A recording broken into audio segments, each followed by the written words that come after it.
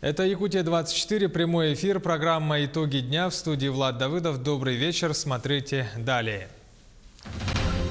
Трехфазный режим в Мирном, светофоры перевели на другую систему работы, пешеходы довольны, водители не совсем. Произношение и артистичность. В Якутске прошел финал первого республиканского конкурса чтецов на английском языке. Кого признали лучшим? В пространстве души фестиваль психологии под таким названием организовали в Алдане. Актуальные вопросы обсудили 400 участников.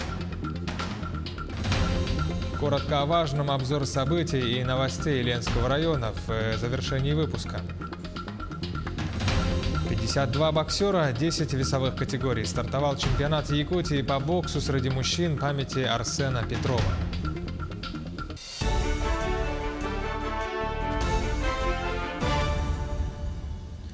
Пенсионный фонд России уже в мае учтет новый порядок начисления пенсии неработающим пенсионерам сверх прожиточного минимума. Об этом заявил министр труда и социальной защиты страны Максим Топилин.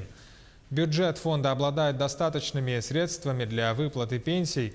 Таким образом, материальное обеспечение неработающего пенсионера будет превышать уровень прожиточного минимума пенсионера на сумму индексации. Проектом предусматривается также доплатить те суммы, которые не были получены неработающими пенсионерами в текущем году. Владимир Путин подписал указ, согласно которому устанавливается выплата ежемесячного пособия на третьего ребенка для семей с невысокими доходами во всех регионах Дальнего Востока. Уточняется, что пособие будет выплачиваться в размере прожиточного минимума для ребенка с 1 января этого года. Билеты на поезд со скидкой 50% для детей. Премьер-министр России Дмитрий Медведев поддержал эту инициативу РЖД и отметил, что такие решения уже принимали раньше, и эта практика хорошо себя проявила. Премьер добавил, что финансовое состояние российских железных дорог позволяет вновь реализовать эту инициативу. Скидка будет распространяться на поезда, которые будут следовать в период с 1 июня по 31 августа. Это для детей от 10 до 17 лет. Скидки смогут получить те, кто покупает билеты на все типы вагонов и поездов, кроме скоростных и высокоскоростных. Правительство страны расширит список приоритетных отраслей поддержки бизнеса. В него входят сельское хозяйство, туризм, экология, авторские права и строительство. В ведомстве рассказали, что речь идет о втором пакете плана трансформации делового климата, который должен быть принят до 1 июля этого года. О каких конкретно мерах поддержки идет речь, там не уточнили, так как они находятся на стадии обсуждения, но добавили, что пакет будет сформирован, исходя из приоритетов предпринимателей.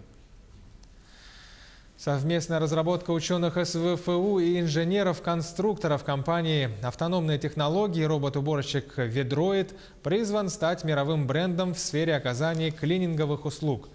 «Ведроид» способен проводить влажную уборку больших горизонтальных поверхностей общей площадью до 1000 квадратов. Робот моет пол с помощью валиковых щеток и всасывающей балки, оснащен баками для чистой и грязной воды и турбиной. Он способен самостоятельно передвигаться, обходить препятствия и ориентироваться в пространстве без помощи человека. Разработчики в прошлом году заключили первый крупный контракт с Казахстаном и Уральским федеральным округом на поставку 100 таких роботов-уборщиков. Далее посыпалось большое количество других заказов. Сейчас ребята планируют расширять производство и создать завод по обеспечению полного цикла сборки роботов-уборщиков «Ведроид». К другим новостям, средняя продолжительность жизни в России превысила 73 года. Об этом сообщила главный внештатный гериатр Минздрава Ольга Ткачева. Она напомнила, что президент Владимир Путин в майском указе поставил серьезную задачу повысить ожидаемую продолжительность жизни до 78 лет к 2024 году. Также она добавила, что эту задачу надо решать во всех возрастных группах, снижать смертность и младенческую, и среднего возраста, и в пожилом возрасте. Якутия получит в этом году дополнительные 6,5 миллиардов рублей, в том числе из федерального бюджета более 5,5 миллиардов, которые пойдут на строительство круглогодичного детского центра «Полярная звезда». И более 4,5 миллиардов направят на строительство кардиодиспансера в Якутске. Это увеличение финансирования стало возможно благодаря активной работе главы Якутии Айсена Николаева с федеральным центром. И полномочный представитель президента на Дальнем Востоке Юрий Трутнев уже поручил в этом году выделить дополнительные средства двум субъектам Якутии и Еврейской автономной области. Сейчас короткая реклама. Оставайтесь с нами, и мы продолжим во второй части программы «Итоги дня». Трехфазный режим в Мирном, светофоры перевели на другую систему работы. Пешеходы довольны, водители не совсем. Произношение и артистичность. В Якутске состоялся финал первого республиканского конкурса чтецов на английском языке. Кто оказался лучшим? В пространстве души под таким названием организовали фестиваль психологии в Алдане. Актуальные вопросы обсудили 400 участников. Коротко о главном. Обзор событий и новостей Ленского района в конце выпуска. 52 боксера, 10 весовых категорий. Стартовал чемпионат Якутии по боксу среди мужчин памяти Арсена Петрова. Якутия-24, прямой эфир, итоги дня. В студии Влад Давыдов. Продолжаем выпуск. Авиакомпания «Якутия» в начале апреля возобновит международные перелеты в Сеул и Харбин, передает председатель правительства Якутии Владимир Солодов. Ранее сообщалось, что авиакомпания возобновит полеты по международным маршрутам, которые сейчас ограничены по решению Росавиации с конца прошлого года. По словам премьера республики, международные полеты важны для якутян с точки зрения развития туризма. Во-вторых, они всегда были прибыльными маршрутными сетями авиакомпании «Якутия». Лето 2019 года будет теплее обычного, сообщили в Гидрометцентре России. К примеру, в июне выше нормы средняя месячная температура прогнозируется синоптиками на юге Приволжского федерального округа, на северо-востоке Урала и севере Сибири, также западе Якутии и Приморье. Макушка лета станет жаркой для юга страны. Также хорошее лето в этом году обещает быть на севере Урала и в Сибири. Мирнинский внедорожный клуб «Медведь» отправился в экспедицию под названием «От кратера к кратеру». Седьмое по счету путешествие приурочили к 55-летию открытия алмазоносных россыпей Анабарского района. Маршрут автопробега Мирный, Удачный, Оленек, Жилинда, Белях общей протяженностью около 3000 километров. В экспедиции участвуют 12 человек, задействовано 4 транспорта. Цель экспедиции – посетить крупнейший на Земле метеоритный кратер Попегайский. В прошлом году при поддержке Института геологии привезли породы с Патомского кратера, где мы в прошлом году были, также метеоритный кратер, где был проведен анализ. Мы составили научно-исследовательский доклад, который, в принципе, может пригодиться для лекций в учебных заведениях. Появился формат, появилась цель, появилась миссия, и в этом году это уже 7-й автопробег. На центральных перекрестках алмазной столицы светофоры перевели на трехфазный режим работы. Это должно увеличить пропускную способность улиц и снизить количество ДТП с пешеходами. И если пешие жители Мирного положительно оценили это нововведение, то автомобилисты в целом не совсем довольны. Пробок стало намного больше. Александр Шершуков расскажет подробнее. Вечерний час пик в Мирном на перекрестке у центральной аптеки. Привычная картина. Затор из автомобилей во все 4 стороны. Здесь и раньше не обходилось без пробок, а когда светофоры заработали в трехфазном режиме, ситуация накалилась. Режим работы явно добавил стресса водителям и пешеходам алмазной столицы. Только на этом переходе мы насчитали несколько десятков нарушений за несколько минут. Пешеходы торопятся, бегут на красный, водители не пропускают друг друга. В общем, пока этот перекресток безопасным точно не назовешь. Согласно поправкам в ГОСТ, пути пешеходов и автомобилей не должны пересекаться. Теперь 2 фазы светофор работает для транспортных средств. Сначала для одного, а потом для другого направления. 3-я фаза для пешеходов. Переходить дорогу можно в 4 направлениях. К 23 марта в такой режим перейдут светофоры на 11 перекрестках города. мне кажется, удобнее стало. Я даже не заметила, когда утром шла. Вот сейчас обратила внимание, да, что как-то сначала машины одни едут, потом люди идут. Я заметила, что-то неладно, стою и думаю, что-то не так. Ну, как думаете, так лучше или безопаснее? Или... Ну, безопаснее, наверное, когда все машины стоят. Потому что, знаете, вот идешь, и вдруг оттуда чих, выворачивается. А сейчас, смотрю, все стоят. Пока для пешеходов немножечко становится хуже, потому что времени недостаточно.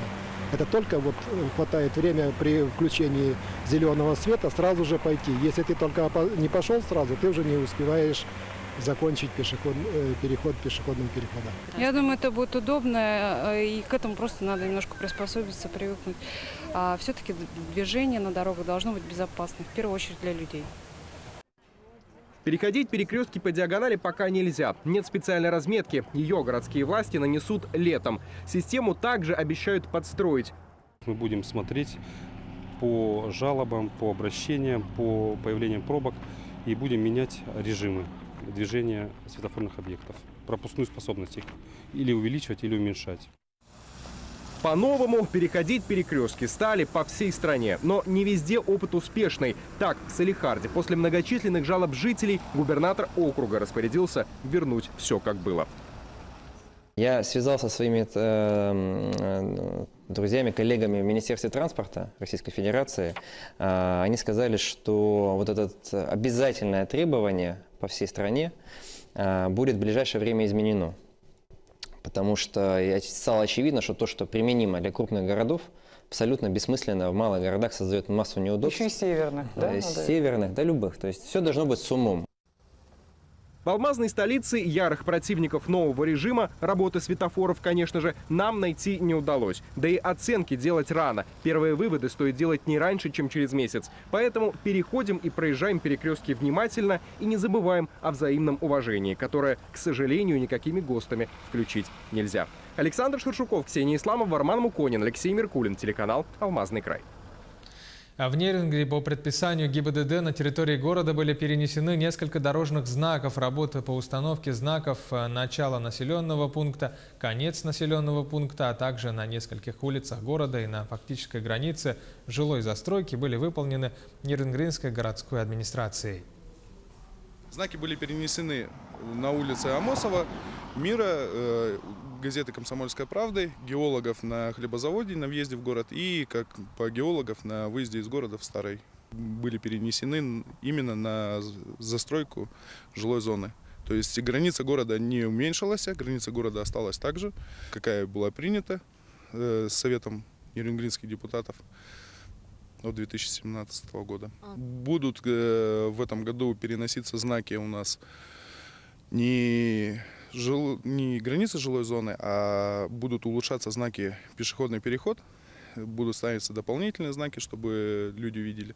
Также у нас будет в этом году обновляться опять разметка. Финал первого республиканского конкурса чтецов на английском языке прошел в Якутске. Выступили 50 лучших детей, которых отобрали из 400 участников конкурса со всего региона. Это ребята от 4 до 11 лет. Кого в итоге признали лучшим? Сюжет Анастасии Кобызевой. Wait for me and I'll be back. Only literally wait, while bringing sorrow, the autumn rains come late.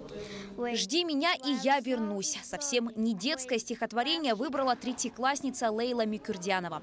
Чтобы приехать на конкурс и показать свои знания, девочке пришлось преодолеть более 300 километров. Лейла вместе с бабушкой и учителем английского языка приехали из села Крест-Хальджай Тампонского улуса. В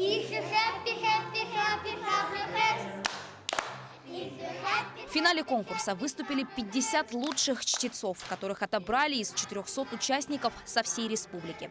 Они точно знают, почему в современном мире так важно знать английский язык.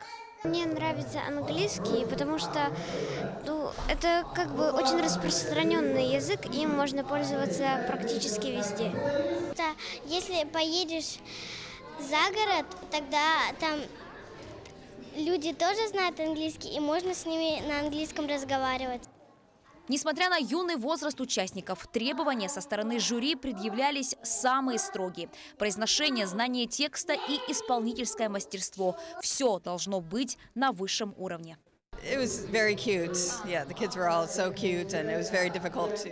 Это было очень мило, было очень сложно выбрать победителей. Они все хороши, они все старались. Их выступления были хороши как с точки зрения грамматики, так и произношения. Но выбрать самых-самых все-таки пришлось. Лучшим чтецом стал первоклассник Нюргун Тараховский. Изучением английского языка он занимается уже 2 года. Нюргун прочитал стих «Мой первый питомец» и поразил всех своим произношением и артистизмом. My mommy said today I could get a pet one day. I gave her a kiss and started making my list. Maybe I could get a giraffe. It will be so fun to give him a bath. Специалисты уверены, изучать языки нужно с раннего возраста, и чем раньше, тем лучше.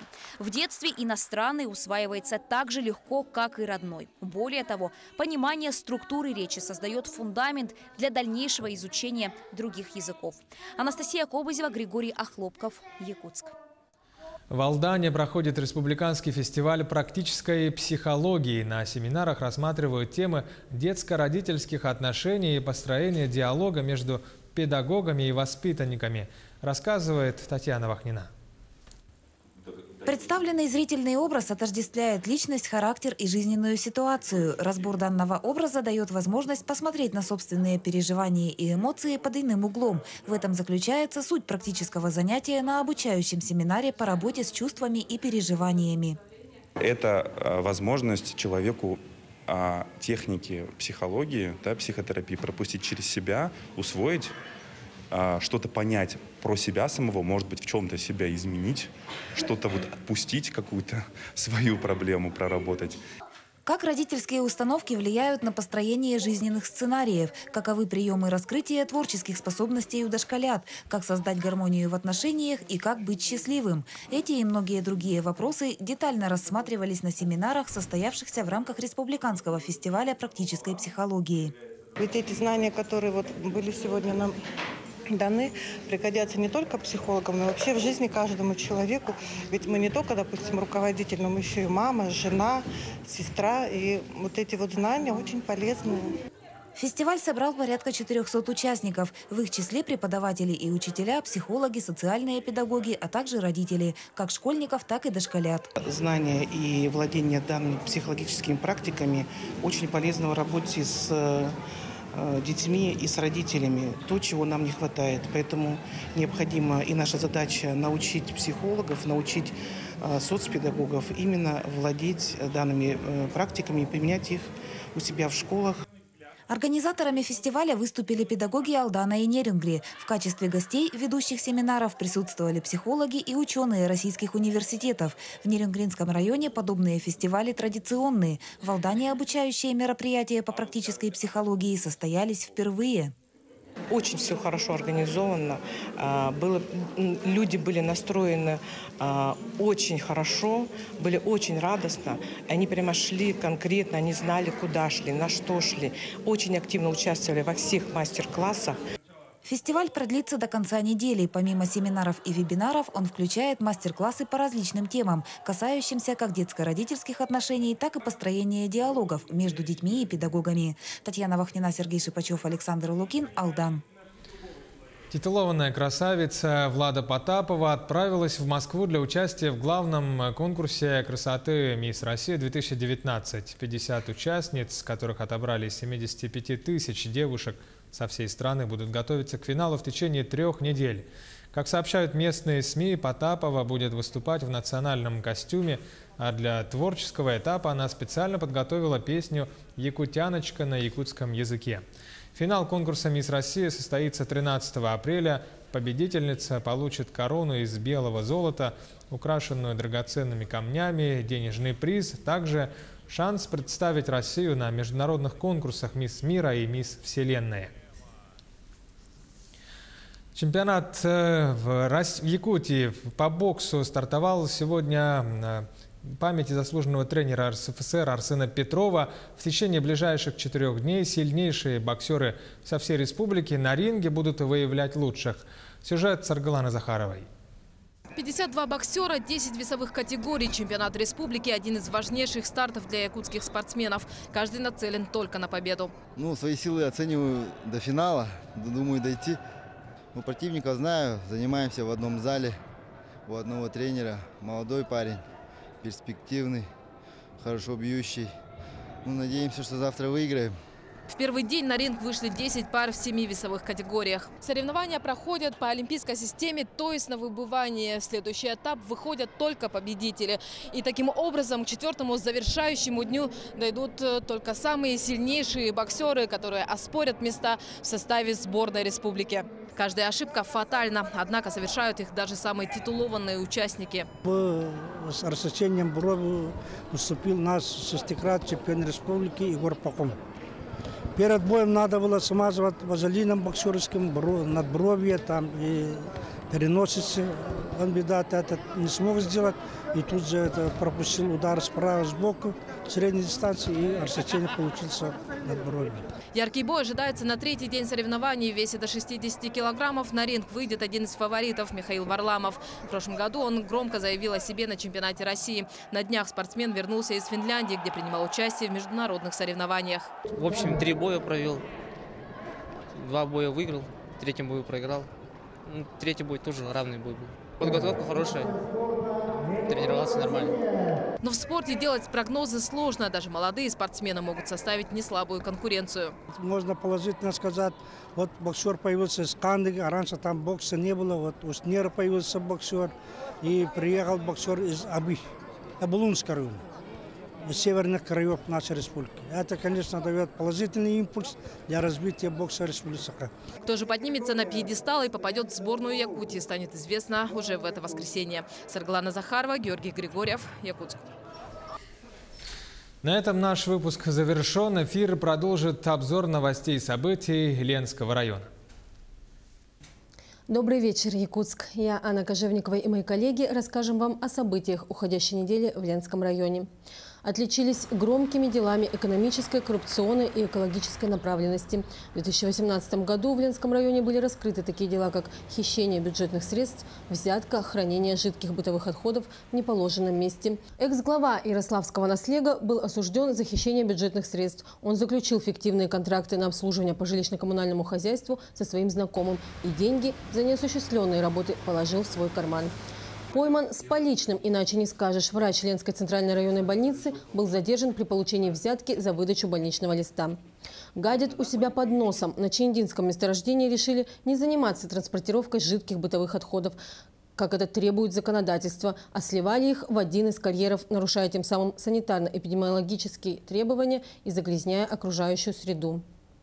По данному факту нами были возбуждены административные дела в отношении организаций, которые этим занимались, при том, что при проверке прокурорской одна автомашина была, грубо говоря, поймана с поличным на месте данном слива фекалий, скажем так. В целом, все эти, если соединить все эти штрафы, которые были наложены в итоге на данных юридических лиц, это больше 100 тысяч рублей получилось. И к новостям спорта. 8 сильнейших команд Якутии примут участие в чемпионате республики по волейболу, который пройдет с 27 марта по 1 апреля. Воспитанники Юрия Шустова разъезжаются после окончания школы по всей стране, домой возвращаются редко. Но в этом году за сборную Ленского района на республиканских соревнованиях выступит прошлогодний лучший нападающий Якутии Максим Кондратьев, лучший игрок Антон Рыков приедет из Красноярска и центральный блокирующий Евгений Черкашин присоединится к ребятам из Иркутска. Минус нашей команды – то, что мы не можем собраться все вместе и постоянно тренироваться. И это были все новости к концу недели. Передаю слово своим коллегам из Иркутска. Оставайтесь на нашем телеканале.